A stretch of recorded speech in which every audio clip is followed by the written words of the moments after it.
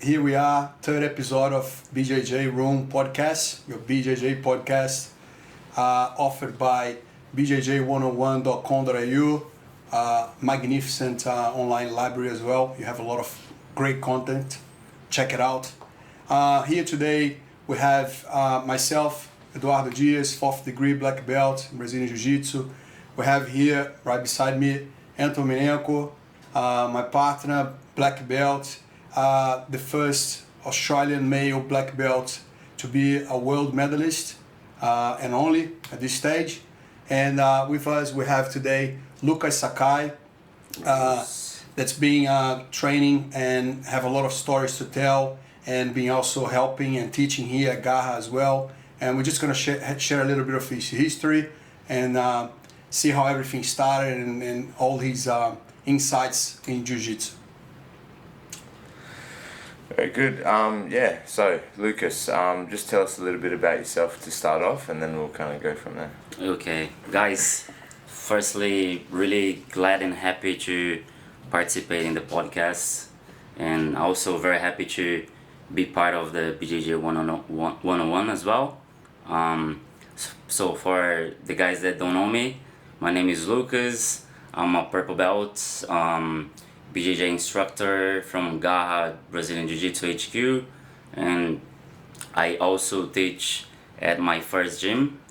And I'm a civil engineer, 20 years old, and I have pretty much a funny story from back to Brazil when I started Jiu-Jitsu. Yeah. Yeah, so what got you into Jiu-Jitsu to begin with? Like, where did you start? Where did you see it? How did it all happen? So in 2012 was the year that I started Jiu-Jitsu. A friend of mine was a brown belt. He was a competitor brown belt at the time. And he was about to compete in the São Paulo States. And he invited me to watch him. And I just went there to see how things was going. And he made to the finals.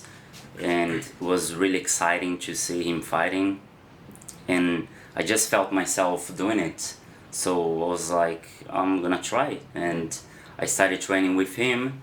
He he had a small gym at the time, teaching a small gym in my city. My city is in a small city from São Paulo, from the state of São Paulo. The name of my city is Jundiaí, and after a few years he stopped teaching, and then I went to train with his professor, which was the HQ at the time in my city, and I never stopped from there. So, do you have any experiences of your first day training, or any memories or anything like that? Because I can remember already, the first day I went there, and I've already told before some experiences from that, but just being totally confused and also kind of mesmerized by the sport. It's so interesting and so intricate and so technical, particularly when you've never done anything like that before. It's super confusing, but also really intriguing and interesting, because you're kind of playing a puzzle, but you're doing it with your body against somebody else. And I remember I have a funny memory of trying to do an armbar, not knowing what to do with my legs underneath the person's back. If you don't know how an armbar works, it's not going to work at all. And squeezing and squeezing, the guy kind of chuckling and going, wait a second, just stop, slow down, put your legs here. Oh, that's better. And yeah, it's just a funny memory of first starting out. But do you have any other memories that you hold with you from when you first started Jiu-Jitsu? Yeah, I remember I think at the beginning it was very confusing for me to understand if on the top was being good to be on the top or on the bottom. For me it was I don't know if I stay on the top or if I stay on the bottom. And it was very confusing at the time. But one fun thing, when I started, there was this guy from my gym. He became world champion a year after, and he was really good at triangles. Yeah. And I remember the first week I would roll with him, and he would put me in triangles 5-6 times in the same row. And I wouldn't understand what was going on, and I would tap 5-6 times, and I was like, man, what's that? I would just tap, and doesn't know what was going to happen, but ended up in very nice because I could understand how to defend triangles after 3 weeks of training, because the guy was doing triangles every training with me. So I was good at defending triangles at a point, you know, because every training was triangle, triangle, triangle, and I was good defending after a while. It was good. Yeah, I think that's an interesting point. There's a few interesting points there. The first one, like, to do with like understanding on what to do on the top and the bottom, and that's like I think that's a really important point to touch on. Like, I think probably the biggest thing that I noticed from teaching and stuff like that of people struggling is they're just not sure about the general idea. Like, what are you generally trying to achieve when you start rolling or wrestling with somebody else? What are you trying to do? If you're on the bottom, what do you do? If you're on the top, what do you do? And I think that's something that after noticing that, you know, after some time teaching, I think I've been teaching maybe like 5 years now, 6 years maybe, I'm not sure, maybe a bit less, 4 or 5 years, but you know, after initially you just kind of like show what you're good at and stuff, but then like, you know, after listening to some stuff on the internet, and I think the idea in general in jiu-jitsu has changed more to like a conceptual idea, like, and there's guys that have always done that, like, I'm sure, because you've had guys that are, you know, very skilled before, like Octavio, he talks a lot about conceptual understanding and like generic ideas that can, you know, be transferred into multiple different positions in jiu-jitsu. But I think initially, especially for somebody that's new to instructing, you kind of focus more on like, you know, more like a recipe, a step-by-step kind of sequence of the techniques, and noticing that, like, exactly what you're saying with people that are beginning, you start to think like, all right, well, what's the best way for people to like get the most out of training, particularly early on. And I don't think it is the step-by-step kind of techniques, and then that's really important also. But I think if you just give people the general idea, or if you try your best to give them the general idea of what they should be doing, I think they can have more success on their own, because whatever techniques they learn along the way, they still always have this generic idea, like, all right, what are you trying to do? What are you trying to do? Every time you're here, what's your job?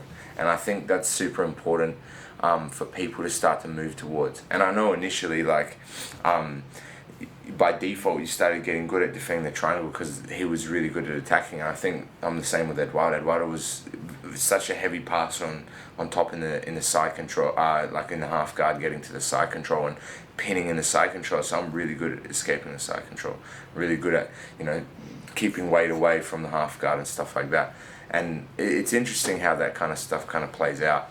But you know, these are kind of two different points here. But I think it's really important that people make like a conscious effort to think about what is the most helpful thing for their jiu-jitsu. And in my opinion, it is understanding what to do. And once you understand what to do, it's like learning the formula, you know, for a math equation. It gives you the framework for what to do. You know how to solve the problem. And I think most people initially as well, they don't spend much time focusing on that, because it's still about winning and losing, and, you know, am I going to beat this guy, and I want to do this, and it's a little bit emotional, you know what I mean? But if you just like would you change your approach to that, would you go far to think, like, in a very practical word, what you're saying is like, okay, so for example, if I'm on top, I'm trying to pass, I try to think this way, what not to do, all right? So, well, I cannot fall because I'm be swept. I cannot let the person like cross my arm, because otherwise it might go to my back. You know, like, so I cannot lose my balance. I have to do things without losing my balance, otherwise I might get swept. So what not, you know, if the person put a hand really deep in my collar, I have to get away from that first before I keep going. So it's like, even knowing, I like to think like this, but just by knowing what not to do, which is what you're saying, basically, you know what I mean? You feel comfortable, you feel confident, and then without that rush of win and lose, you're going to make things happen. I think it has to do with that. For sure. I think also a little bit like you have to go even more basic than that. You know, forget the collar, forget all this stuff, because, man, people when they first start, they have no idea what you're trying to do. So Like, you just try to explain as simple as you can. Like, what's the generic idea? Like, if you're on the top, we're gonna make an idea. This is the idea from the top. First, like you're saying, I need to stay on the top. Alright, why do you need to stay on the top? Because whether it's, you know, MMA, whether it's self-defense, whether it's jiu-jitsu, is when the person's on the bottom, they can't generate the same power, you know what I mean, that they can when they're standing up. Yeah. And then we go, alright, well, okay, now that they're on the bottom, they can't be quick or explosive or whatever, what's the next thing? And then it just keeps going. And I think, like, the thing that helped me a lot to understand, like, you need to really focus on that idea kind of scenario to do with all things in life, and particularly jiu-jitsu, is watching like that John Danaher podcast that he did with Joe Rogan a long time ago. And man, just explain the basic idea of like, alright, what are you trying to do in jiu-jitsu? What's the system of jiu-jitsu? What are we trying to apply? And it's that thing that we're talking about. Alright, you're in a standing position, you take the guy down. Why do you take him down to the ground? Oh, because you want to take away their power, their ability to be explosive or generate force. Because anybody in a standing position can be explosive. They can throw punches, they can slap you in the face, they can kick you, they can do all this stuff. And once you push them down onto the floor and their back's on the ground, they don't have the same ability to move or be explosive. Yeah. And that's what's dangerous. And then you kind of can move into all the other things that, you know, go into like, when you're on the top, you should be doing this. You should, again, focus on getting past the legs, because the legs are dangerous. And even though their back's on the floor, if the person wanted to kick you, it could still be very explosive or very powerful, whatever. And like, I think watching the beginners as they come in, particularly if you explain this stuff, it starts to just form an idea in their brain, and it starts to make some sense to them. Otherwise, they're just there on the bottom, lying with their feet up in the air, and they're like, I don't know why the hell I'm here. So I do think like explaining why things are the way they are really does help with learning. It accelerates the learning a lot, I think. And that's something that I've tried to do with the BJJ101 website.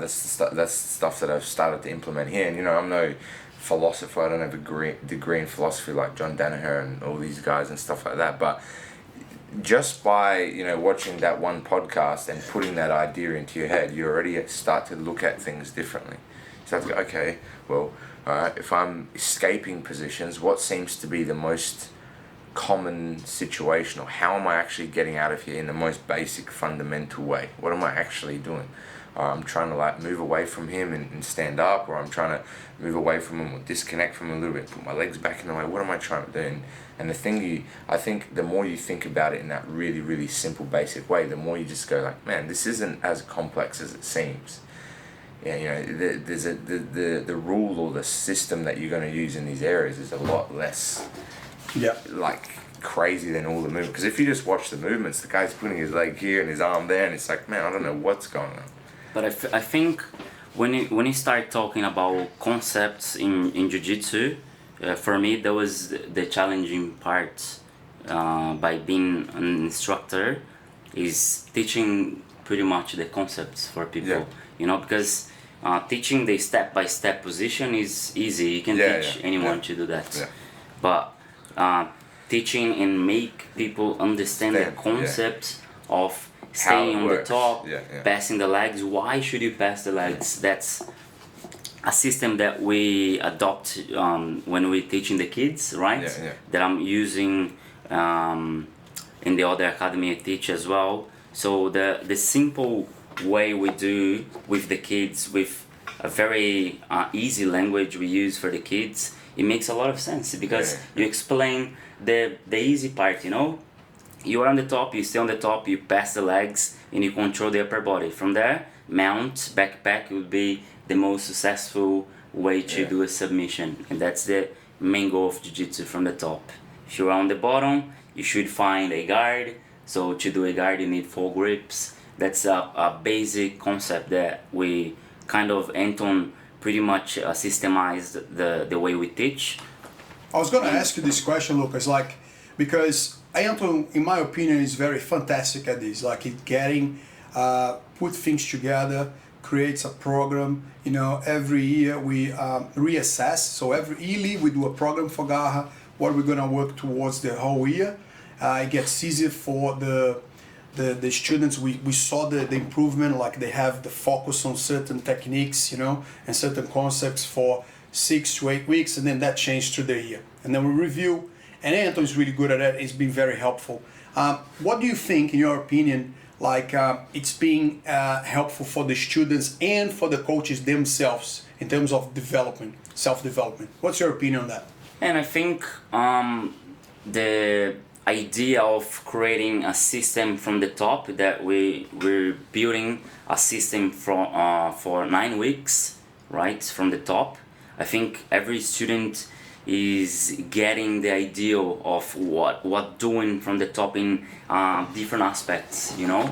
So when you are on the top and these situations occurs in the close guard, how would you go to break the close guard, open guard, how you should move.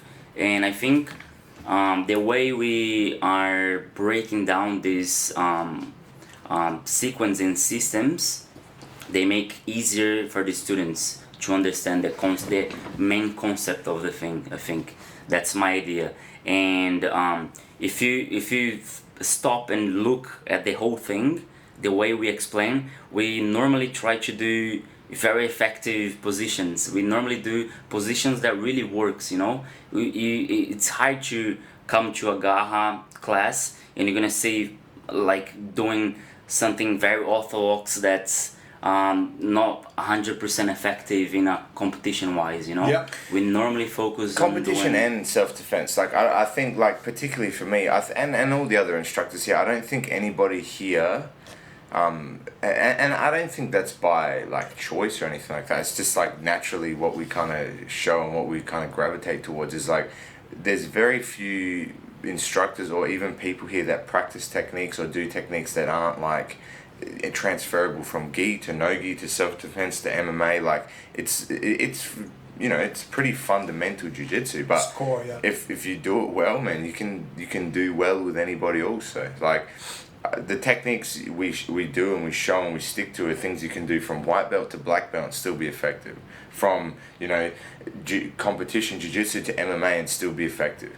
Like I think that's the idea. You know, I think that's the idea of doing jiu-jitsu to begin with.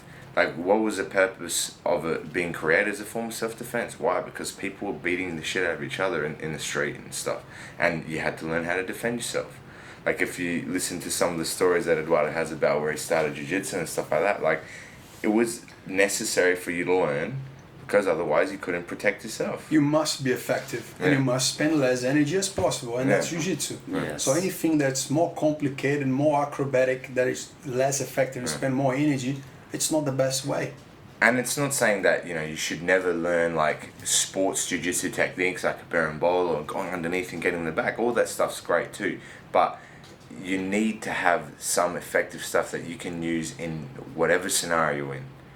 And I think, like, I do and sometimes think the berimbolo might be the best option. Yeah, the for sure. The most effective option. For sure. That's why you should know. Yeah. But if it's not the most effective, man, why would you go there, you know? Yeah. I think people have gravitated a lot from the roots of jiu-jitsu. Not everybody. I think there's still a lot of gyms that focus on the fundamental stuff, and you know they're more focusing, you know, no-gi stuff, or they're more focused in MMA or this and that. But I think a lot of gyms and a lot of people have completely gravitated towards like sports jiu-jitsu, which is also fine. But in my opinion, just like anything else, like if you have a look at karate and when it became commercialized, whatever, it waters down the efficiency and the effectiveness of all the stuff there. Yeah. And like the simplest way to kind of understand it is like, I went to Brazil and I went to America and I talked to some guys there, and you know they talk about like what happened before, and I was never there, so I'm not going to speculate on what happened, but they talk about guys that, man, these guys are never going to be world champions. They were never going to be world champions and stuff like that. But they got into an argument with a guy that is a world champion in a bar or something like that, and the guy shoots on him and does this, and they get upset and he puts on a guillotine and he chokes the world champion out unconscious and stuff like that. And just because you're a world champion in jiu-jitsu and just because you're good at these things and you're good at performing in a 10-minute time frame, stuff like that, doesn't mean you can defend yourself. Doesn't mean that you can protect yourself when you need to. man, there's you know, you can have a look at stories of guys that are MMA fighters that fight on the highest level of MMA, where somebody breaks into their house and man, they don't know how to stop the guy and stuff like that, and they're fighting for 30 minutes and the guy's on meth and blah blah, blah like, and you know, whatever. But I think that a lot of the core stuff that made jiu-jitsu so effective, where you see Royce Gracie fighting a guy so much bigger than him and still being able to defeat him and stuff like that, has disappeared a little bit. I think so. And it just happens. It just happens. And it just happens like a franchise business.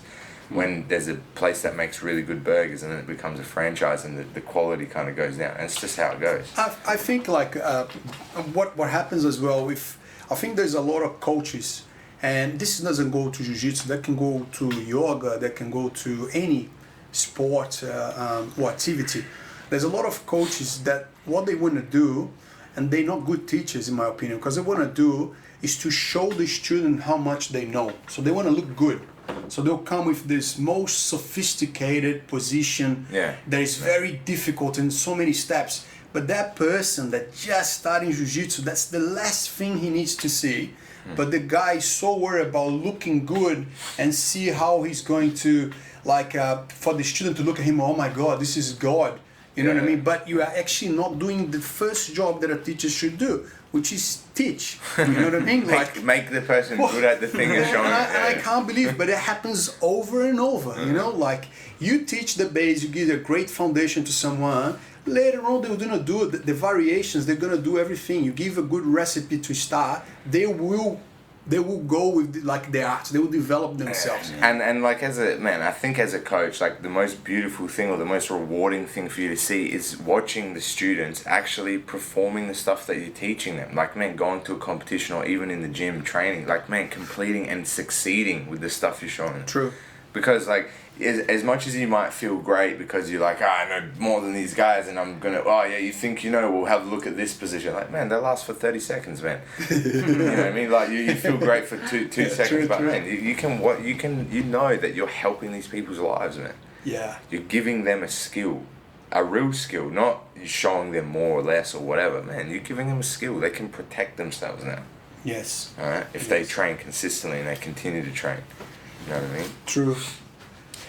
You know, just one thing that, like, kind of same area, but I just want to focus a little bit more on the kids, because obviously you help me with the kids a lot here at Gaha. You also teach at another gym and do a lot of work with kids and stuff like that. You also referee, and you're always refereeing kids' fights and things like that. And there's positives and negatives to everything, but what's your perspective on, like, kids starting jiu-jitsu? What do you think, like, the benefits are? Like, is there any, what's your idea or your philosophy on kind of like kids learning jiu-jitsu?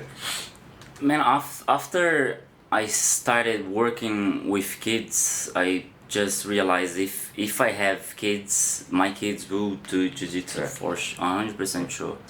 Man, jiu-jitsu makes the kids have discipline.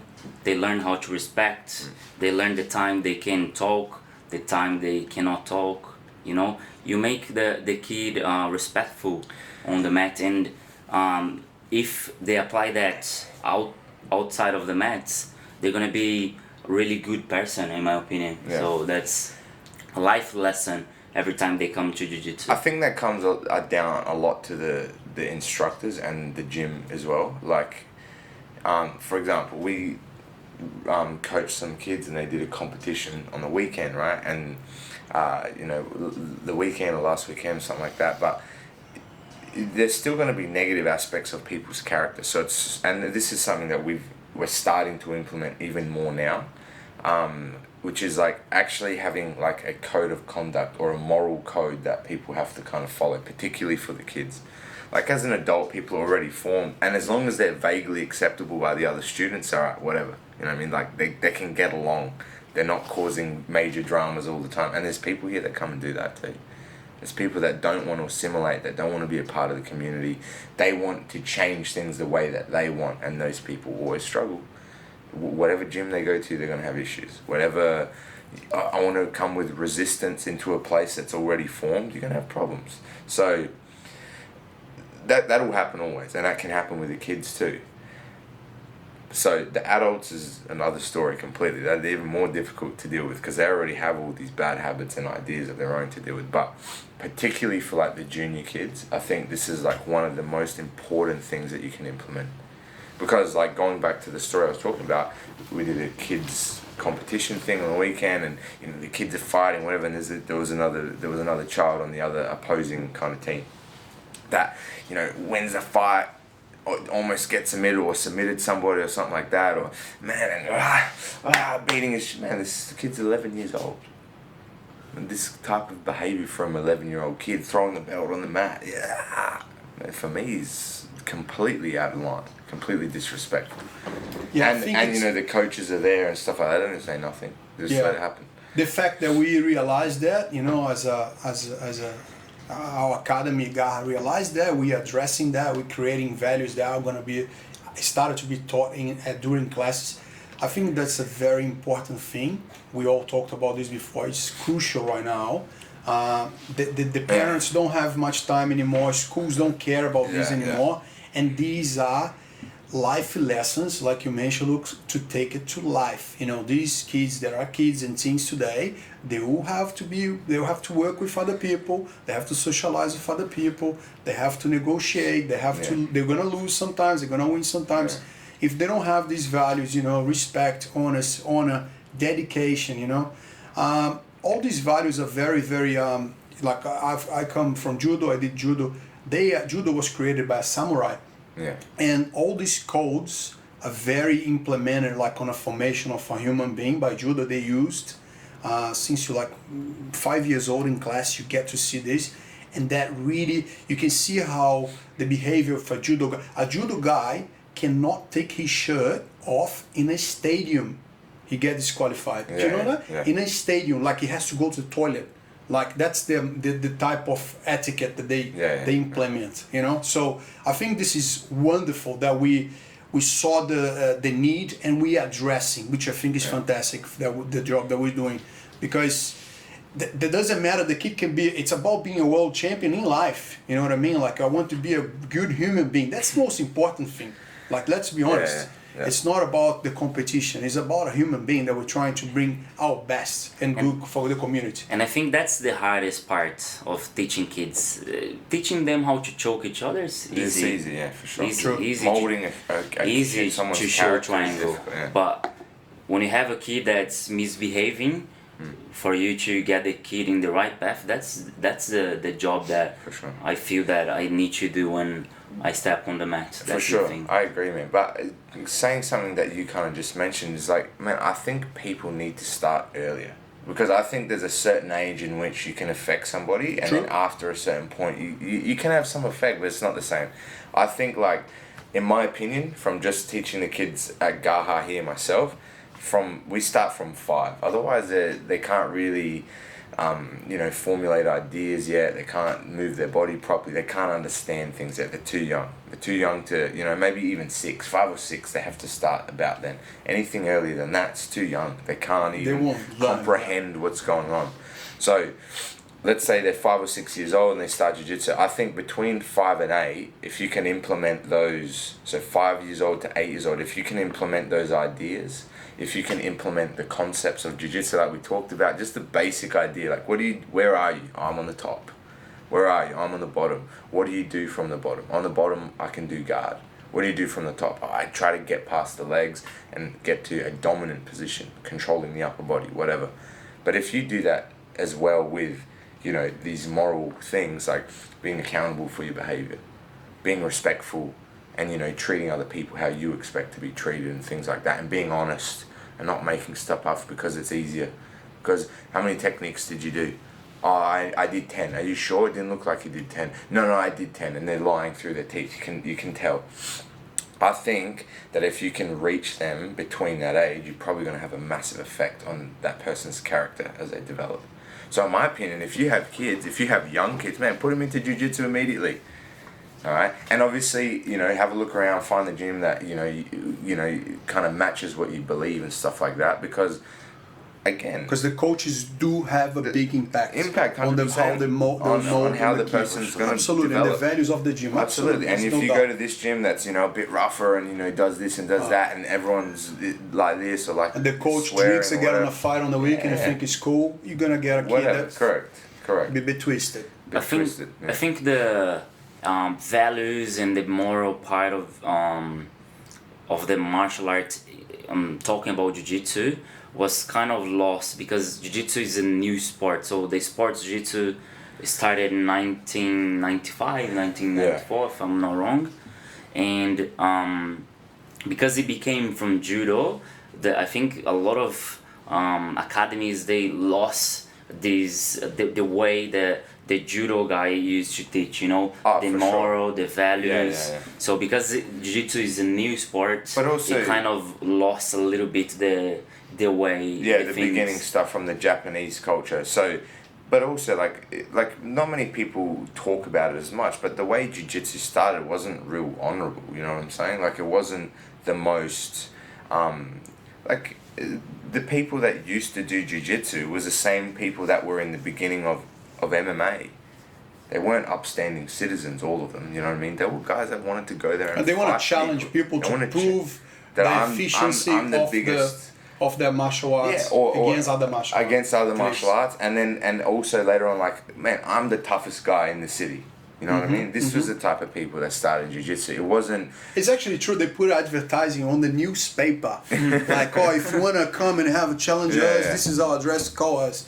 Like if we're selling a car on Gumtree these days. You know what I mean? You know what I mean? So like, the honorable part of jiu-jitsu, like it didn't really start that way. It came from judo and came from, you know, Japanese martial arts and stuff, and that whole, you know, culture and lineage of everything's to do with respect and, you know, etiquette and all this stuff, and that kind of got lost in the translation. Deviated a lot, because man, it wasn't really, and like I think in my opinion, if you have a look at all martial arts, the beginnings of that martial art was never honorable. It was about violence.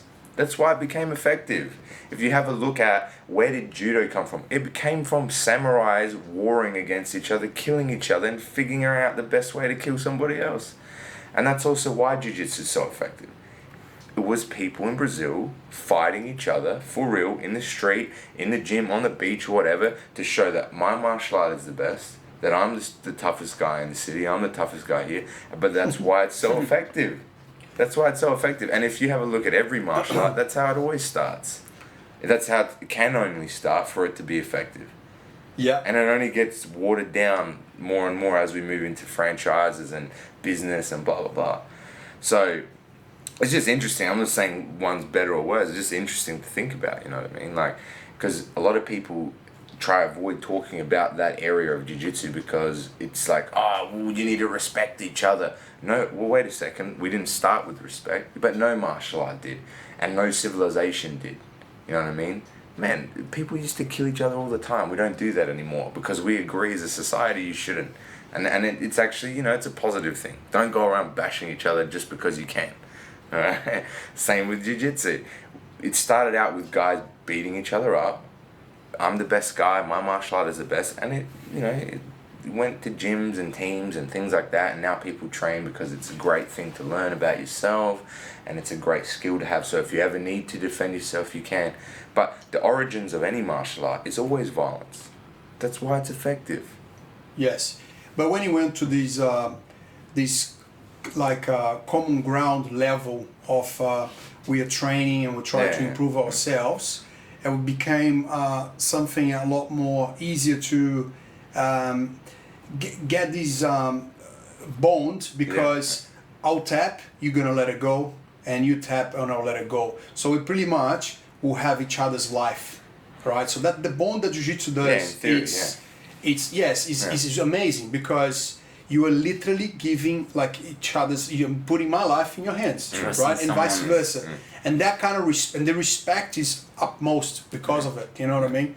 And that's what part of the values that is so easy to brought up and create. Look, we're doing a ultimate exchange here. We're exchanging lives, trust here. So I think it's a great ground for implement those values more than ever, you know? I believe so. So like Lucas said, like if you have young kids, or if you want your kids to, you know, focus on improving themselves as a person or developing into a I think decent teens human too. being. Anton. I think it's important in teens, but in my opinion, if you the earlier you get The earlier the somebody better. into something, the I better agree. it is. I agree. Like you said with judo, if you started at 5 years old, you already have those ideas in your head. Yes. And I'm not saying it's not going to work as if you're a teen or whatever, but this is what I witnessed from training and teaching the kids. From the age of 10 and up, they're already formulating their own personality and their own thoughts and beliefs, and they already think they know more than the instructor. You know what I mean? Particularly within Australia, where everyone has access to the internet.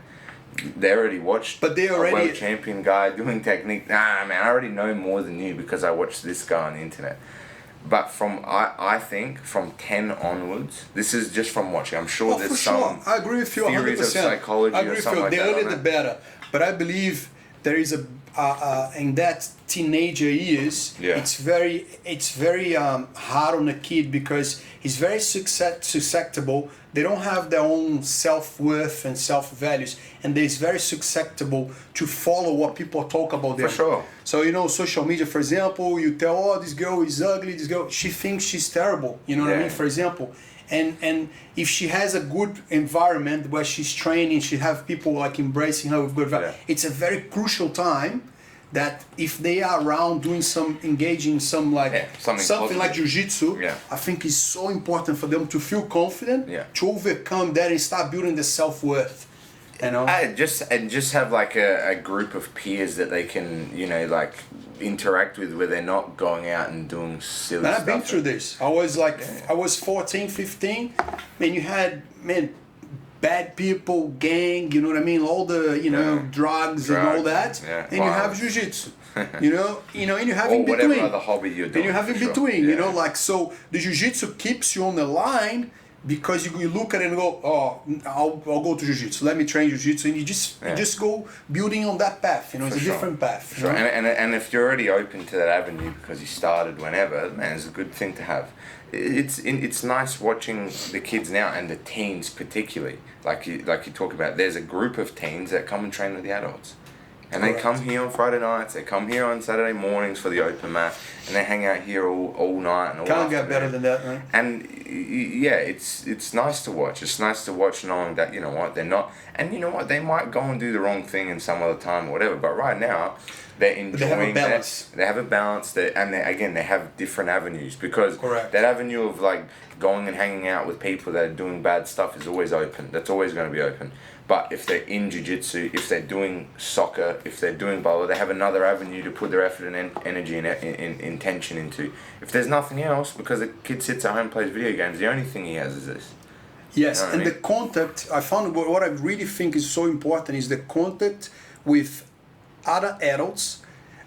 It's not in a pub, it's not doing the wrong, you know, a wrong adult is a you know, a very good influence with different age groups, different walks of life, you know, in a nice environment, safe environment. That's jiu-jitsu, that's priceless. That's what the parents sometimes will find out later and come and tell us, oh, thank you very much, eyes, you know, full of like tears and all that, because that is priceless, literally. That saved my life, maybe, you know. Everyone is improving life when they're doing jiu-jitsu, in my opinion. They come to do a training and they improve as a person, you know. Even for adults, they get more resilient. You know, they understand how to deal with pressure. So when, for example, if they go to an interview and they already feel the pressure in jiu-jitsu, you know, it's the same thing. If you start to analyze, it's the same thing, you know. It's the pressure when someone is putting weight on your chest, you can't breathe. You have to make a decision under pressure. The same thing in life. That's why I like to train on Monday mornings, because after have someone choking me, my whole week will be fine. You know what I mean? I really think that. And I think this is a really interesting conversation. You can talk about it forever, because it just like the benefits in which anybody can find from jiu-jitsu is massive. You know what I mean? There's so many different aspects of your character, all the different flaws that you have, and how you can improve in yourself as a human being just by going and doing this, you know, martial art. Lucas, let me ask you something here. You you know, like Anto and I, we both like, you know, heavy, you know, and how in your opinion, like you're a lot lighter than us, for example, and like many other guys that might be watching right now, will be watching, what do you think are the difference in perspective of like having a lighter weight, you know what I mean? What that can implicate in your jiu-jitsu? Like, is that, what are the tools that you're gonna have to play more, and how do you address that?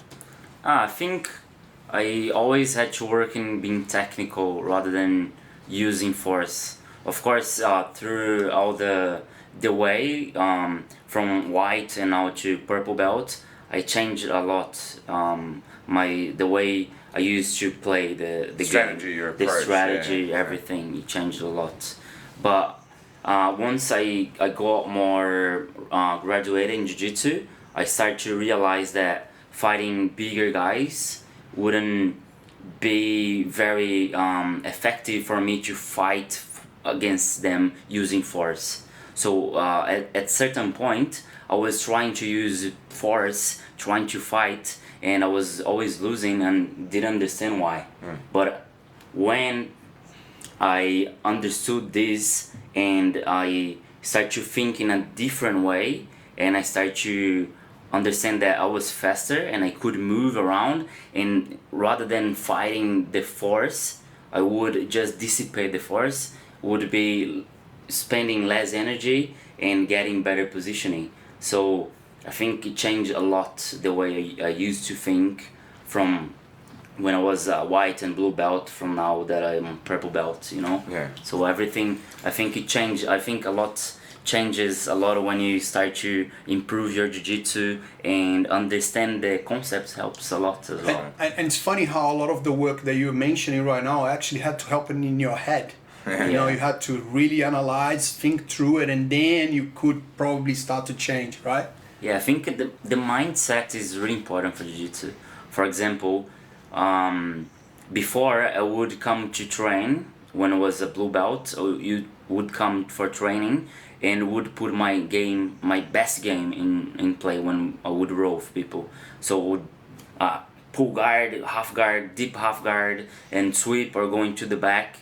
Then I was doing that over and over and over and over, and I was good doing that. Yeah. But it feels good. It feels good It feels always because great. Yeah. guys come past my guard. I'm doing a great job, but I wasn't improving in other areas, you know. And after I changed this approach, I was improving much more. I improved much more. Like now, when I come to training, and for example, if I'm training with a white belt, I would go and decide which areas I want to improve in my jiu-jitsu. So my brimbolo doesn't feel very good. I would try brimbolo. So I would try from the bottom, from the top, you know, De La Riva, putting guy in De La Riva from the top and spin to the back. So I think it's everything about the way you think and the way you set up the mindset, pretty much. Yeah. So the way you analyze and see jiu-jitsu changes everything. I agree with you. And the other thing as well that I'm a big, I think that a lot of people have this misunderstanding is like, you can be the lightest guy in the world or the heaviest guy in the world. The best thing will be for you to have both games. Like a lighter guy will have to know how to put weight. It's very important. There will be positions that is super crucial, you know what I mean, for him to put weight. A heavy guy as well will have times that it's very good for him to have the speed and to do things a little bit quicker rather than just put pressure. And you have this mix, makes you a much better player. You know, classic example, Bochecha. Classic example on the other spectrum, Marcelo Garcia. People think that Marcelo Garcia is always quick. I've seen Marcelo Garcia putting pressure, side control, and staying there as well. Knows how to do both. You become a much more completer guy, regardless the weight too, you know? Like touching on that, I think like you said before, like probably the biggest thing that people neglect in most aspects of anything any hobby or endeavor or whatever is the mental side of it, which includes the conceptual understanding. You know what I mean? Like you can't teach people to be wise, eh? Like think wise, you know? You can try, you can help. Explain, you can lead them you can guide them to the correct direction and stuff, but the only way that they're going to learn truly for themselves is to implement it think about the stuff that they're being told, and then kind of go, oh, okay, I'm seeing where it is now. All right, I understand, like you're saying, like, instead of using force and fighting and making pressure with somebody that's much bigger than me, I need to do this instead. And it's the inverse or the opposite for somebody that's big. Like, they get by being powerful. There's lots of guys here that are big guys. They're much more powerful than everybody else. And at a certain point, they cannot submit people. They cannot pass the guard. They cannot take the back. They can't succeed with techniques because for so long, they've relied on their physical strength. And it makes the coaches so frustrated sometimes because, like, we're talking for years, you know what I mean? And sometimes there'll be, like, seriously 5-10 years to the person understands and then goes. But it happens, you know what I mean? It's just a common pitfall for jiu-jitsu. It's like he's saying, like, my best game makes me feel great. Makes me feel great. Why wouldn't I come to train and feel great? Why would I do anything different? The problem with that is it only lasts for a period of time. And it might be 10 years, it might be 5 years, it might be 3 months. It doesn't matter. It's based on your physicality, and your physicality diminishes.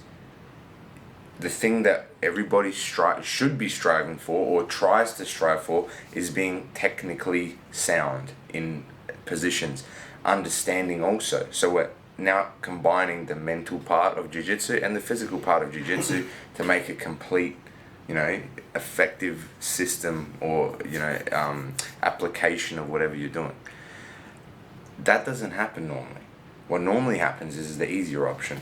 And in my opinion, it's easier for lighter guys to be better at jiu-jitsu because they can't rely on strength. By default, by physicality, they cannot rely on something like a bigger guy can.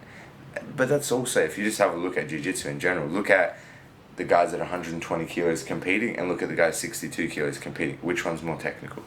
They will be doing more positions as well. There'll be more transitions. There's more exchanges, more. But just as a general idea, who's more technical? Who's more technically sound with their positioning? Mm-hmm. I mean, this guy. Why? Because every time he trains, he doesn't train with a 62 kilo guy. Sometimes he trains with a 120 kilo guy. Sometimes he trains with an 80 kilo guy. He needs to adapt and change. He has to adapt always Yeah. to being more technical because that's all he can rely on. Mm-hmm. And maybe they're more flexible and whatever, and that's fine too. They have different aspects in physicality that they excel in. The guy that's heavy is obviously stronger, and he can lean on people. He can pull weight, stop people from moving, making it hard, whatever. Mm-hmm. But particularly for me, because I'm a bigger guy, I'm a heavy dude, I always tried to focus on the technical aspect of stuff. And I'm still not the most technical person if you compare me to somebody of, you know, a high-level guy that's 77 kilos. They're probably going to be more technical than me. Now, competition is one thing, but just learning in general, we're talking about weights and stuff like that, heavier guys have a much harder time being technical. Yeah. Because it's not intuitive for them. Because you know what's intuitive? Fucking make power. Make power. If you make power, it works. If you put more intensity, it works. With somebody that's weaker than you, for sure. If you're a bigger guy, 80% of the people you're going to train with are already smaller and weaker than you. So you're going to do well just by making force. But then you're going to train with a guy that's more technical than you and make your power worth nothing. Which is, and then you get depressed. Yeah, correct. You see a strong guy depressed at the gym, looking down, leaving the gym. You know he's not being technical. And this is what happens on your first day in jiu-jitsu. They put you with a girl that's a purple belt that's 70 kilos and you're a 100 kilo guy and she submits you 4 times and you go, what the hell is going on? And that's why you start jiu-jitsu to begin with. But after you learn 2 years of jiu-jitsu and you can rely on your kimura and you can rely on your armbar and you can rely on this, man, that's going to last for another 7 years. You've got 7 years of that kimura left. Because you're not adding any more setups, you're not adding any weights to the back, you're not adding, but... I think people, also there's the physicality that goes down, you start also, get older, but yeah, also people start watching what you're doing, people start like, okay, I know this kimura is going to come. Aware of what's happening. You can't just have two, you know what I mean? I know, but even that... But 7 years, I'll give you 7 years. I mean, that's being, you know, generous. You can cut it, Yeah, you can cut it in half because as the guy gets older, or the woman... But the point is like, they rely on something that's not going to last. Yes. And it's in my opinion, this is the most common pitfall in jiu-jitsu. Even for guys that like aren't that big, like this is the most confusing thing for me. It's a guy that's small and approaches jiu-jitsu like a powerful person. This for me is so conflicting and contradictory. They never do. But I think it has to do with that. What we were talking the other day, it has to do a bit with the emotion. I don't want to lose, that anger they put like into the game. 100%. And the thing is if you can't combine the mental aspect of things and the physical aspect of things, you can't find a balance or a harmony in it where you can actually be effective And see what's happening. And I struggle with that in the start of jiu-jitsu, particularly with competition. I wanted to bash people, I wanted to hurt them. I should have been doing MMA. You know what I'm saying? Like, I wanted to, and I had the same approach when I played rugby. And this is also an issue. If you come from another martial art that's aggressive, you're gonna have it's gonna set you back. There's kids that come from rugby. There's guys that come from boxing or karate, like Kyokushin karate. Go forward, just keep going. Go forward and make more force and make more power. And the thing is that is emotional. That's emotional already. You're not combining the mental aspect and the physical aspect of jiu-jitsu and then just, playing with the movements and capitalizing on things that are there. You're trying to force your way to do whatever you want. And again, I had the same problem. When I used to play rugby, I wanted to hurt people. I wanted to go there and hit people within the rules, you know what I mean? But I wanted to go there. It's one direction. And I wanted to, there's no change in the I plan. wanted to smash people and break their ribs and blah, blah, blah, and whatever. And the thing is like transferring that over to jiu-jitsu, it's not effective, man. It's not effective at all. It doesn't matter how aggressive you are. It doesn't matter how badly you want to beat the other person. You have to understand how to do that tactically. And you can't do that if you're aggressive. You can't do that if you're emotional. And I've lost multiple fights where I was even, dominating everything. But because I get arrogant or aggressive or whatever, I would end up losing. I would throw the guy and do all this stuff, and then go, yeah, man, I'm beating you, and then bang, I get armbarred or something, or smashing, destroying somebody, dominating them in every aspect physically, and then go, man, you can't do anything, you're not even good, and then they get my back and they choke me, and that's something that for me has been you want to talk about self-improvement in jiu-jitsu. For me, this has been the biggest improvement. Understanding your own emotions, understanding yourself so much more. You can't be like that. And you can take to life. Yeah. You can't be like that in life because you don't have control of what's going to happen. You don't have control of the outcome. If you just explode over stuff all the time, you get pissed off, you can't deal with somebody else. You can never be in business with anybody. Yeah, you explode all the time and get upset or pissed off. Or if you get annoyed by a little thing, man, how are you going to have a relationship with anybody? You're never going to have a wife. You're never going to have children. You're never going to have all this stuff. So, so many personal things you have to improve on and stuff like that, but it's just interesting about this scenario man, there was people talking to me this week about how they used to do Muay Thai and all this stuff, and they're going to transfer all their skills, and I'm like, look, it's good if you have positive skills from something else. Most people just bring bad habits to jiu-jitsu, to be honest. That's the big thing.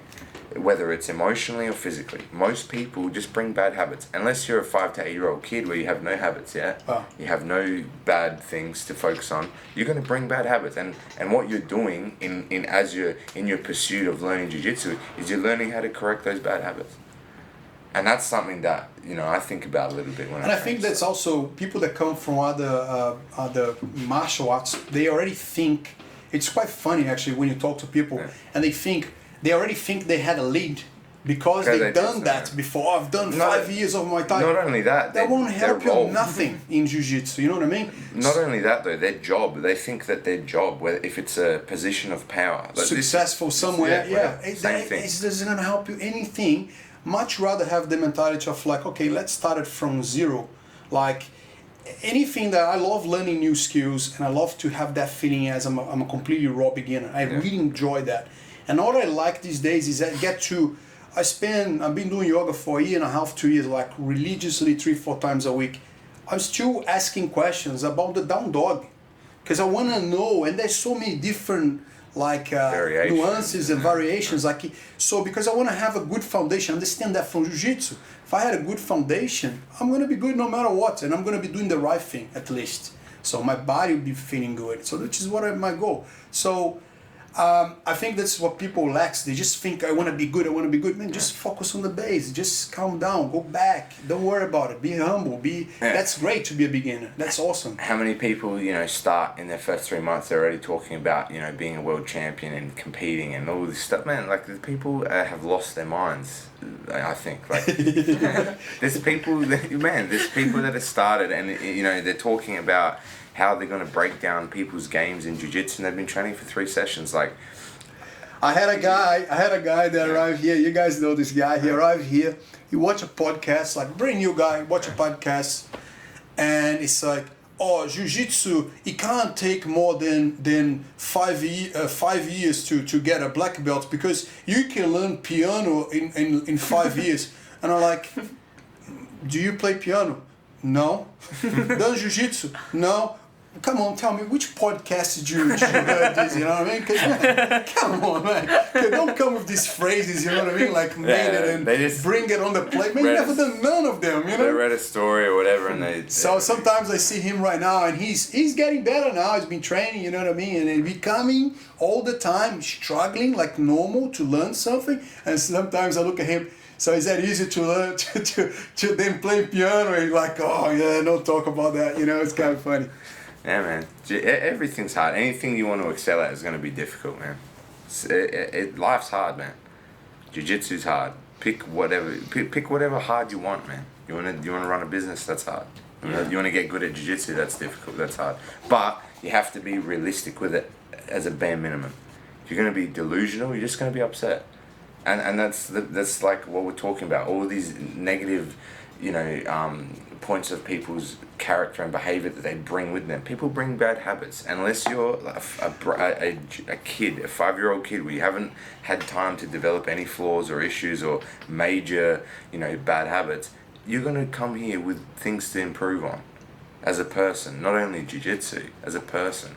And yeah, man, it's always going to be difficult. It's always going to be hard. And I think, just like you're saying, even what you said about the yoga, your goal shouldn't be to be a world champion initially, straight away. Your goal shouldn't be to, I want to go there and I want to be Gordon Ryan and I want to fight people and I want the fame and the glory and all this stuff.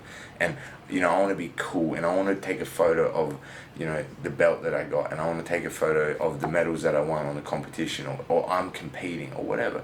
That's not important, man. That's not important. What's important? When you first start jiu-jitsu or whatever, just learn that thing, learn the art, understand the thing you're doing. And then later on, if you want to be a champion in jiu-jitsu, if you want to be an instructor, if you want to do MMA, whatever, yeah, you can choose. But man, in your first 3 months of doing something, it's not because you enjoy the sport, you're already thinking about the outcome. You haven't even spent any time learning the process. They're already thinking about the result before they started. They want to be doing jiu-jitsu because they want to be this guy. They want to be that guy, or they want to be that girl. Or they want to look like...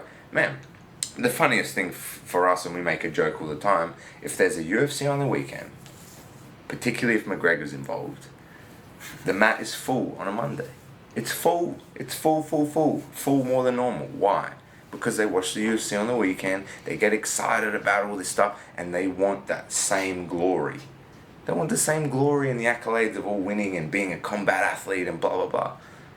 True. You know what I mean? And it's super interesting. It's just funny to notice. And I notice it in other things as well. If I go and win competitions, the next day of training, everybody pays attention. Everybody pays attention. If I lost or something like that, nobody listens. Man, it's weird how people interact. That's just how they are. You know what I'm saying? It's very interesting. It's very interesting.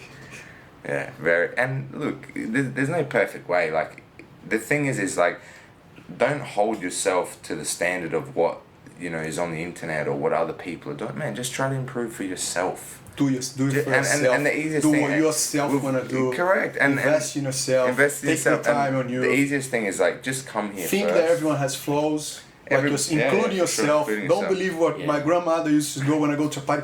Oh, you're the most beautiful one. I'm not. Grandma, don't believe in what your grandma, your mom tells all the time. Man. It's not right. It's not true. It's not always Life's helpful. a struggle. You have to work and make the best out of it, and work with what you have. Don't keep whinging all the time. Don't me. just go and make the best out of it. I think the people should understand how to set realistic goals for themselves, for to be sure. honest. So true. So the ultimate goal, what's the ultimate goal of jiu-jitsu? For me, improving every day. That's my ultimate goal. Oh, you don't want to get black belt. I want to get a black belt. But it's not the only that's goal. not my ultimate goal. My ultimate goal is come here, But you train and improve my jiu-jitsu. That's what I want. Ask the people that have that goal. Oh, I want to be a purple belt. They get the purple belt and then they disappear. Yeah, because if Now, you what have, are you gonna do when you get a black belt? Oh, my only goal, I'm doing this for your black belt, and then you get the black belt. You do what? Put it on a wall and start taking pictures. And what do? Because you're gonna get a black belt one day, and you're gonna train with a black belt. You know what I mean? And then what? But again, we're talking It about. has to be evolution. Yeah. Yeah, correct. You're talking about people that aren't doing it for themselves. They're doing it for something exterior. And when you do anything for something exterior, it doesn't last. It doesn't unsustainable. Last. Yeah. It's impossible to keep up with, because that motivation is never big enough. Yes. The motivation of looking famous or being famous or doing this or doing that, and that's the struggle with people that do become that guy. The guy that's the champion, the guy that's winning all the time, the guy that's won for 10 years. At a certain time, that gets tiring, man. You can't keep that up forever, because you're not hungry for that thing anymore. And that's why you always see people rise and people fall. No one can stay there forever. It's impossible. True. And the thing is like, if your motivation or your goal is just to achieve this one, even if it's be a world champion, my goal is to be a world champion. My goal is similar to Lucas. I want to continue doing jiu-jitsu for the rest of my life. I'm not here just to be a world champion. I think that might happen at some point I have in time. these thoughts too. And I mean, But that might just happen being at some doing, point in for time. as long as I can. Yeah, that's it. But like, that's a much more powerful goal, you know what I mean? Anything that's exterior, and that's your number one goal, it's exterior. It's like, I want to be on floor grappling. I want to be a world champion. I want to, make money. I want to do whatever. Anything that's exterior will always fail when it gets rough, when you're not doing well. When it's like the people here that come to training that aren't doing well. Like you said, because it's exterior, the days that they win, they come that week. The days that they lose, they don't come for 2 weeks. It's very interesting, and that's how people are. And the thing is like, you should use jiu-jitsu to learn more about yourself. You should use jiu-jitsu to learn about, maybe this is something that I don't want to do. I don't want to be this type of person that's so impulsive that if I don't feel good about this skill, I'm just going to quit. I'm just going to quit. I'm going to stop training because I didn't do as good as I thought I should have, or whatever. The same thing I said about me coaching. If I win, people pay attention. They ask me more questions. They do all this stuff. If I lose, no one wants to listen. Yep. Does that change my instruction? No, nothing changes. But for them, it changes. The value changes because of something exterior. And people always focus on things exterior. It's distracting. It's so much more, man, like we've talked about so many times about social media, and there's more and more pitfalls now. Before, you didn't have to deal with all this stuff. There was other problems, or there was other issues. Now you're distracted constantly. Constantly you're like being drawn to focus on stuff outside of yourself. Focus on this, be a black belt. Focus on being a champion. Focus on the money you can have. Focus on how many girls you can get. Focus on this, focus on this, focus on this. But never on like, what do you want to do? How about me? How about what do you actually, me. I want a nice lifestyle. I want to continue training jiu-jitsu and teaching jiu-jitsu for the rest of my life. That never gets mentioned because that's not cool. That's not exciting. You know what's exciting? Feuds and slapping people in the face and getting aggressive and you know what I mean? That's exciting. And people always gravitate towards the negative aspect of things. You know what I mean? That's why everyone always shits on each other online. Like, you are bad at this, you're horrible, there's no how many people go like, man, well done. It happens sometimes, but it's much less. The majority of stuff is negative. People just spew out negativity because they're unhappy. People are getting so negative, especially in social media, right? Yeah. But I think because they're not looking after themselves. So there's a legion of unhappy people there just waiting. I know, but you get caught up. It's like a vortex, you know what I mean? You get caught up. You get even guys that you started off. Stay away. But I stay away. But like, you're talking about guys that are like world champion level jiu-jitsu practitioners that were decent people. They get sucked in, man. You get sucked into this vortex, and it's not easy because once you're in that world of the internet and everything, like, that's where you live. There's I know. good things about that and there's bad things. You're going to get a lot of True. attention, you're going to get a lot of this, but you're going to have all this as well to deal with. And it doesn't matter who you are, interacting with that stuff affects you and affects you, who you are as a person. Even if you're an adult, it changes you. Anything that interacts with you changes you by default, just by interacting with it. So pick your influence a little more. You pick weird influences you're gonna have, man. And like interacting with a machine is a choice. You know what I mean? But that's a dangerous choice sometimes. Leads in weird directions. You know what I mean? Totally agree. So In good and bad. Some of it's really positive. There's a lot of really positive stuff too, and there's a lot of really negative. But just well have to thought. think about it, man. Well thought. Look, guys, let's go back a little bit to. I would like you to, in your words, like your thoughts about the difference in that you can pick between the jiu-jitsu played in Brazil and in Australia. Have you ever thought about this? Because I thought about this a lot before. Man, I've been living in Australia for the last 5 years, but I went back to Brazil twice to have like holidays in Brazil, and every time I go there, I don't feel difference in technically difference. You know, I think the jiu-jitsu in Australia is good technically. But do you think there's like a difference in the way people play jiu-jitsu? Yes, so that's very different in my opinion. So when I come to train in Australia, even if it's not Gaha, every Gym else, in Australia. yeah, gym in Australia, I think people play a bit looser than in Brazil. In Brazil, man, It's exactly what I think. in Brazil, when you roll with people they wanna win like the advantage on him, one advantage 0. That's training, man. Yeah. You counting the advantages you did, you know. Yeah. The guy sweep you, he sweep you in They're the more 50-50. aware of the rules. The rules Yeah. is more So they play more the sports, in my opinion. They try to play more the sports sport. True. rather than trying like I see more people here trying to develop like I want to build more my game towards a finisher game, so I want to be more a submission guy, you know. So people try around that, but in Brazil I think people is more tight in the position. They don't leave space for you to be and change loose and move, you know. Yeah. Yeah, Do you know I think what I they bite found? every space you have. It's very true. I thought the same way, but just a little bit different. It's exactly the same idea. I thought that when people do guard there, it's a lot tighter, and when they sweep, which is, you know, if you understand the game, that's what you want to do. But you never let the guy free. Do you know what I mean? Because you always grip, because you don't want to let the guy come up, because you really want to score. You know what I mean? That idea of being tight and think about the comp game. You want to score that 2 points. You know what I mean? Like you really, so you don't sweep and just, you know, let it go. It's like a completely, everything's more tighter, like you mentioned. Yeah. I thought that as well. And how about do you know another thing that I found a little bit different? Look, I think that Jiu-Jitsu in Australia is, I don't see any difference. I'll be honest with you. There's no difference. There are at least like 5 guys, you know what I mean, here that are like world level, you know what I mean, like easy, okay, like in any day. Anton being one of them, right? And I think that it's growing exponentially. I think there's a lot of like massive talents coming up in different colored belts as well. And it's just a question of time, because Jiu-Jitsu started later here in Australia and has a lot of less population, but it's just a question of time. It will be another, just like it is Europe right now, it is America right now, just another place that people enjoy doing the sport and do it in a professional level as well, achieve great things, you know.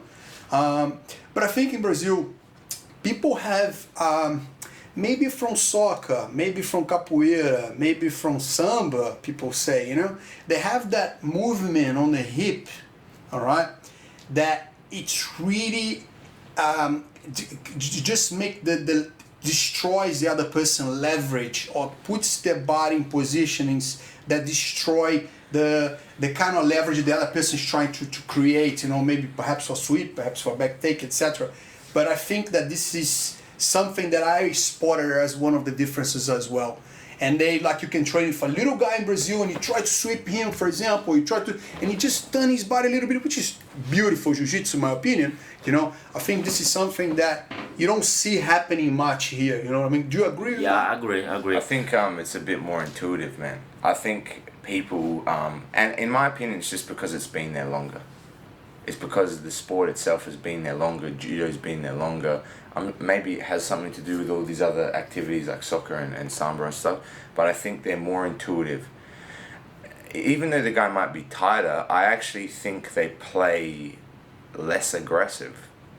Yes. I think people... Agree. Because I've been to Brazil, trained there before as well, so in my opinion, the guys that train in Australia are more aggressive, and then they're stiffer with their body. Like they muscularly contract differently. Whereas the guys that where I train in Brazil in the different gyms and stuff there, the guys are more fluid with their body. Agree. So they're less stiff.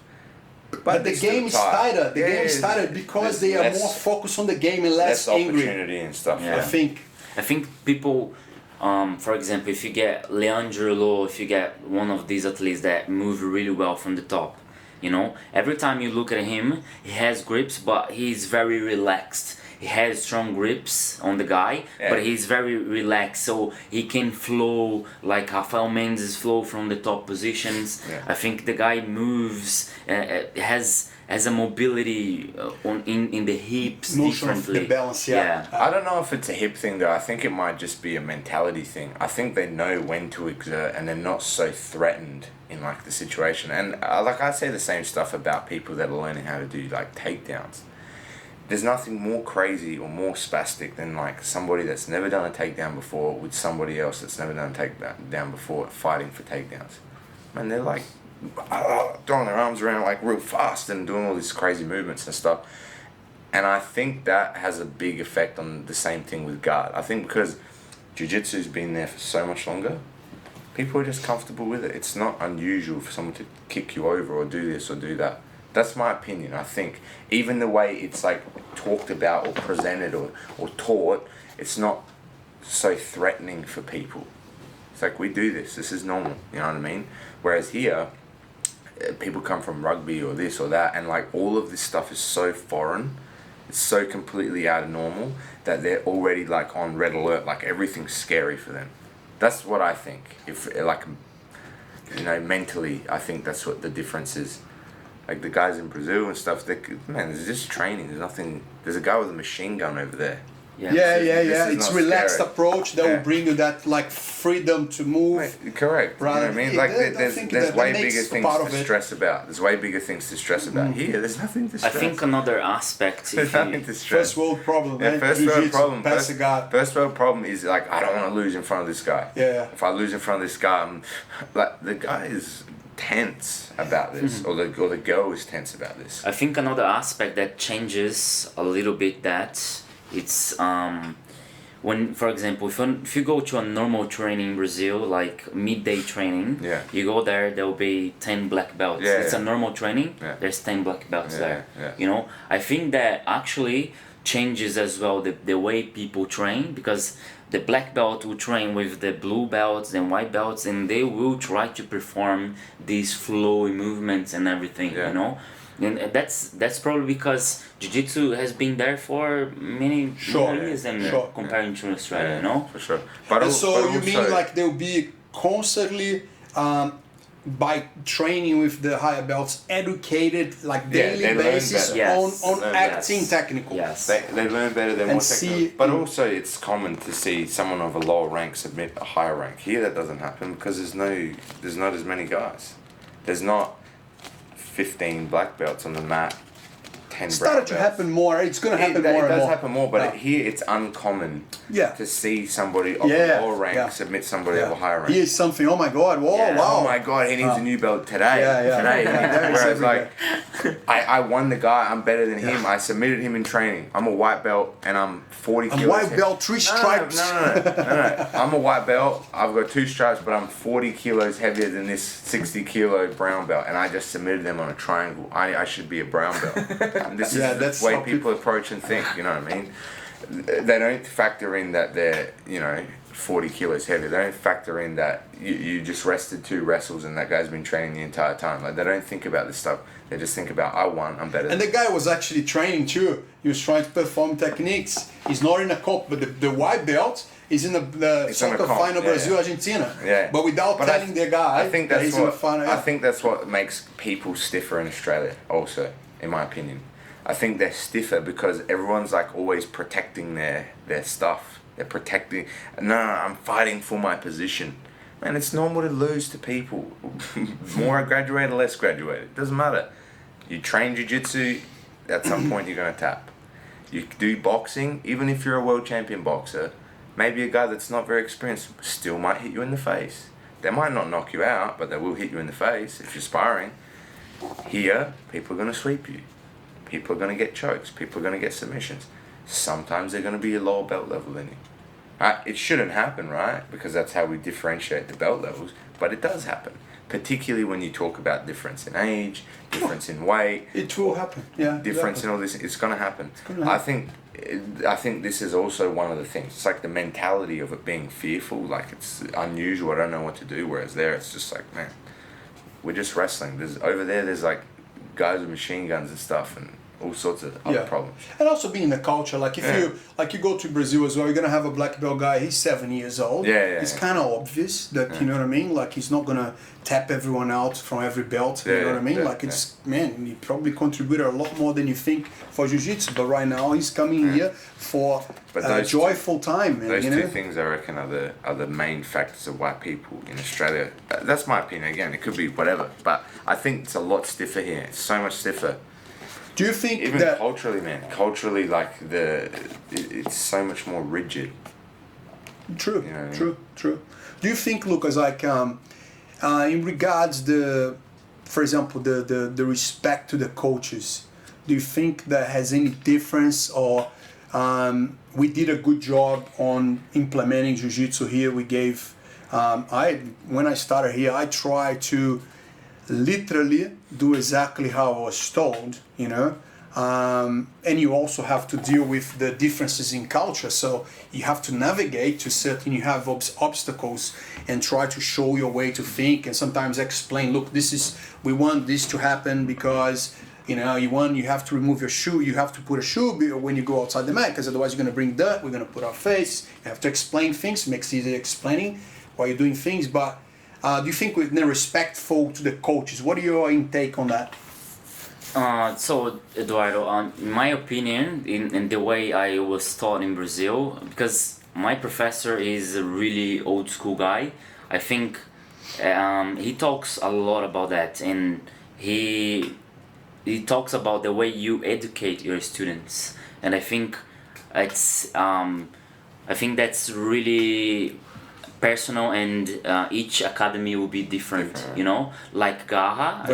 I think the respect between the students and the coaches are amazing here, because it's the way you did over the years and the way you educate your students. Established in and the same happened in the academy I trained in Brazil. My professor did a good job since the beginning. So the way he educated from the white belts to the black belts, you know, it's the way if you formulate the students in the academy, you know. If from the beginning you don't teach your students how to be educated on the mats, that when this guy was a white belt, he becomes a purple belt, brown belt, black. Worst example. You won't be able to change him anymore. You won't be able to change him, and also they're going to give all those bad behaviors to other people. Yes. So I always have this conversation with my professor in Brazil. So he talks about that with me. And he says the difficult part is educating, for example, a black belt from another academy. These are the toughest ones. They come to your club and you have to educate the guy, but the guy already have it's the same thing I was saying with the kids. It's the same thing. The earlier you get anybody in there, the easier it is to.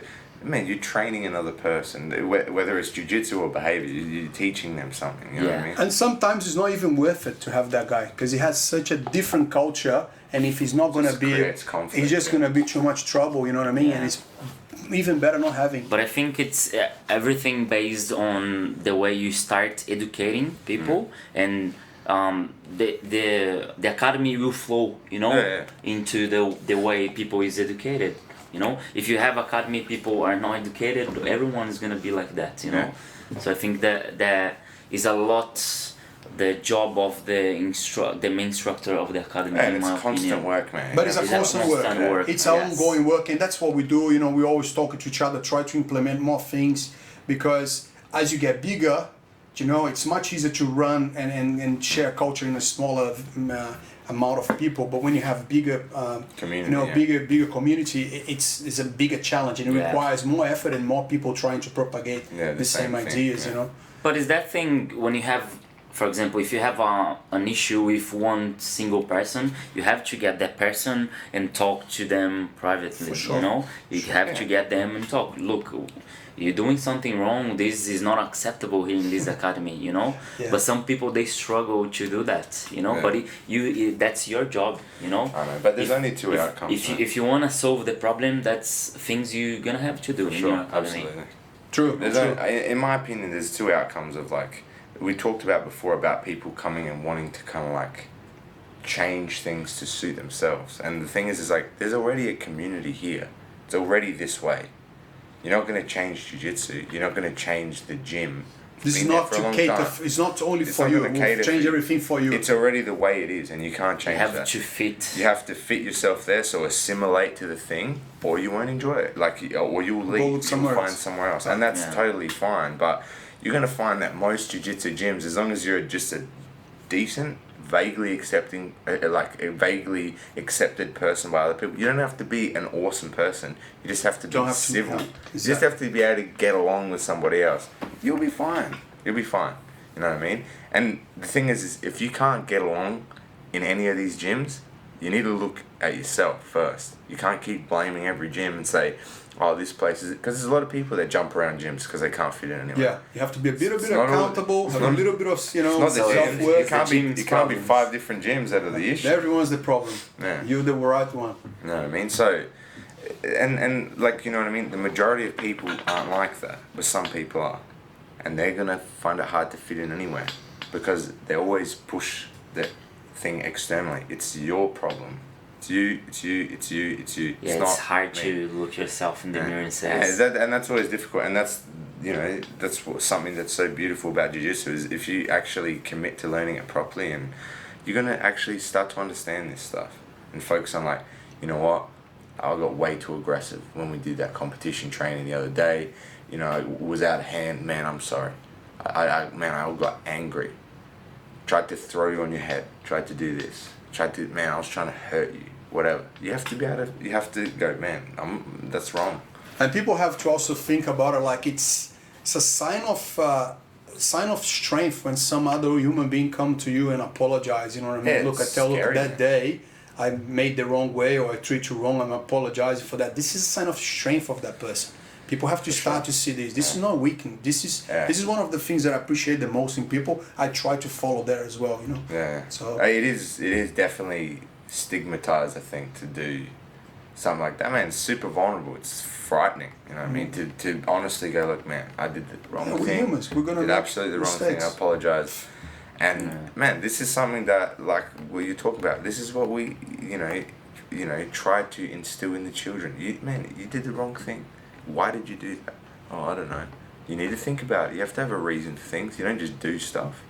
Why'd you do that? Oh, you know, I was angry. Why were you angry? Oh, because of this. Okay, so now you have to go and apologize. But you understand. Do you think that it's just because you're angry you can do whatever you want? No. This is a 6-year-old kid. They can understand that. Do you know what I mean? And adults understand the same thing, and some people have never learned that. They've never thought about these ideas before. So by default, just by interacting with this thing, at some point you're going to become a better person. And Lucas, is there any final consideration or something you would like to say? I would like to say, thank you for the interview today. Yeah, man, thank you for I think you mentioned that yourself, but it's noticeable that you started like jiu-jitsu, you started to improve so much, and also I think you being it's a hard responsibility to start teaching, and now you're teaching more times on your own. You started to teach classes, and I think you took this you took that opportunity really well. You're acting really professional. You know, like you showing you developing on that. You're showing you interested. You know what I mean. You able to work together as a team, and you know, like I think Anto, I feel for Anto as well. We talk sometimes. We couldn't be happier and happier and proud of that situation. You know what I mean. So I think it's good. It's just been growing on us. So I really appreciate everything. You know. But your final considerations, maybe, guys, or some other questions you might have? Yeah, I think to be honest, I feel very lucky to being a purple belt and being able to teach classes myself, you know. There's guys more graduated than me here that won't have this opportunity, you know. True. So when I got the first opportunity and I saw myself doing it, I just put myself in my place and said, man, I can do that for life, you know, and that just start going into myself, and I leave jiu-jitsu. So I think for people that it's will hear the podcast, man, that's something you have to consider, you know. I started jiu-jitsu as a hobby, and today I work with jiu-jitsu. I live jiu-jitsu today, you know. So I think we all start like that, man. We all start like that. You know what I mean? It's just something you do for whatever, you know. For me, it was for rugby and stuff, and then somehow it happened. For you guys, it's easier than what it was for me, because you guys already saw someone leaving out of jiu-jitsu. Yeah, you had like when I arrived here. Didn't start yet, man. I was talking to my dad on the phone, and my dad is a lawyer, my brother is a federal prosecutor, and he said, "Oh, what are you doing?" And I said, "Oh, Dad, I'm teaching jiu-jitsu." He said, No, I mean for work. You know, like, man, it was tough, you know, like, and but it does, but I mean, that's never easy, you know what I mean? It's always hard, because like life for everyone, no matter, you know, I'm talking this now, but this is not right, because life, you're gonna have to, there's always different paths you can go, and you're gonna have to choose a path and be super focused, and you have to have bad days and good days, and you have to stick with it, you know what I mean, and try to do your best, you know. And I also, sometimes because I look at everything, right, and I look at you too, like, and I'm working together, and I look at you working, because I work under people teaching. I think is in a culture in Brazil, and you're aware of that. Like, you want to do something, and I think it's here in every profession. You want to do something, you need to go with someone that's been doing it for a little bit more, that's already had more experience, because maybe even in your head you go, oh yeah, come teach jiu-jitsu, yeah, just come with my Havaianas and, you know, do a position here and finish, that's it. But there's so many more things involved in running a gym and talking to people and talking to parents that are unheard of, right? And that is so important, you have this experience. I remember when I had the experience before, I thought, hey, I was ready already, I could do it myself. And I thought that I knew more than I knew, you know what I mean? And nowadays I understood how important was that time, you know what I mean? And just look at you guys and working together, you know, and have you, I'm glad that we think about it like, well, sometimes people go, oh, I would like to help, and we're like, oh, we don't think it's the right fit, do you know what I mean? And we put our coins on you, and that's been working really well, so we kind of help you with that too, you know? Yeah, for sure. Yeah. I think I improved a lot as a big time, man. Person. Person, you know, in improving, even for English, man. At the beginning, it was hard for me to talk in front of people, you know, because I was as a person that wouldn't speak English properly, and I'm still learning and still improve every day. At the beginning, it was hard for me to stand in front of everyone, talking the language that wasn't mine, you know, and people was believing the things I was saying, so it was a big thing for me at the beginning. But now it's just more getting naturally, and I think is improving as everything, as an athlete, as a person, professional. For sure, man. Yeah. I think like anything that you challenge yourself with always leads to like evolving. You know what I mean? Like you taking on this challenge of exactly what you're saying, speaking better English, being confident that the technique you're showing is correct and it's right and it's effective and it works. Public. Talking out loud, making sure the details you're explaining are correct. All of this stuff, like. anything that is challenging for you as a person is always going to lead to you being better. And Forever, that's in it, life, yeah. in general. As yeah. long as you keep challenging yourself, for sure. That's it, man. Man, everyone's doing good. But that's pretty much it. So that's the end of episode number 3. So thank you so much, Lucas, for coming on. Thank you. Awesome to talk to you and like listen to your ideas about everything we talked about. I know I talked a lot today, but yeah. We invite you one day. yeah, invite me. I'll interview myself. I'll make the questions for you. Yeah. Os, Lucas Sakae. Os.